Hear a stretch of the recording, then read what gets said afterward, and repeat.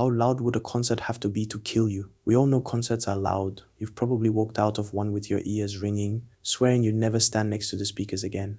But could a concert actually kill you? If so, how loud would it need to be? Sound is measured in decibels dB, which operate on a logarithmic scale. That means every 10 dB increase represents a tenfold increase in sound intensity.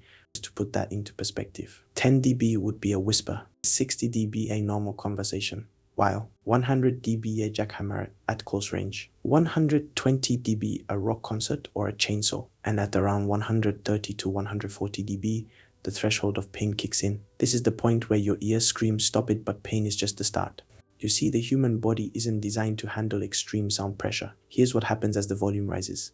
At 90 to 120 dB, you experience the hearing loss zone. At prolonged exposure to sound above 85 dB, your hearing cells start dying off like ants under a magnifying glass. A typical rock concert hits 120 dB, enough to cause permanent hearing loss if you're near the speakers for even a few minutes. 150 dB, which is the eardrum killer. At this level, your eardrums can rupture, which is as unpleasant as it sounds. This could happen if you're standing too close to a jet engine or an exploding firecracker.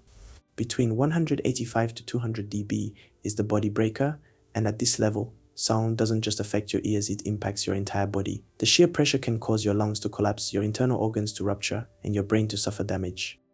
You're not just at a concert anymore, you're in a sonic war zone. But how loud is too loud to survive? To kill someone with sound, the concert would need to hit 195 to 200 dB, a range that's basically impossible in most natural or man-made environments. For comparison, 188 dB is the Saturn V rocket at liftoff. 230 dB was Krakatoa's eruption in 1883, which was heard 3,000 miles away. Even if your favorite band somehow set their amps to Krakatoa levels, your death wouldn't be because of the sound itself, it would be the shockwaves obliterating your insides.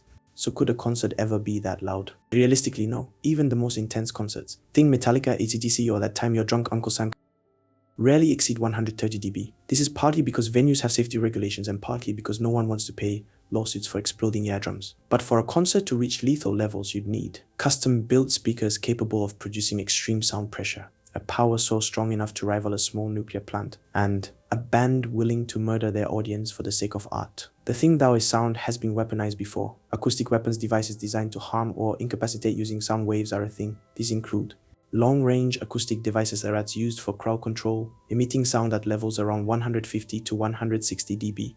Shockwave cannons, experimental weapons that blast sound waves strong enough to knock people over. So, technically, with enough power and engineering, a lethal concert could be designed. But let's be honest, most bands don't want to end their gigs with manslaughter charges. But just for fun, imagine this. You're at an outdoor concert. The headliner, a death metal band called Decibel Reapers. They've ditched normal amps and installed rocket engine grade sound systems. As the show starts, the speakers pump out 195 dB enough to rupture your eardrums instantly and cause your lungs to collapse like cheap folding chairs. Congratulations, you've just become the first documented case of a concert-related death by sound. The band releases a commemorative t-shirt. While a concert loud enough to kill you is more sci-fi than reality, the dangers of sound are very real. Hearing damage, eardrum ruptures, and even physical trauma are all possible if the volume goes too high. So the next time you're at a show and someone cranks the volume, remember it's all fun and games until someone's lungs implode.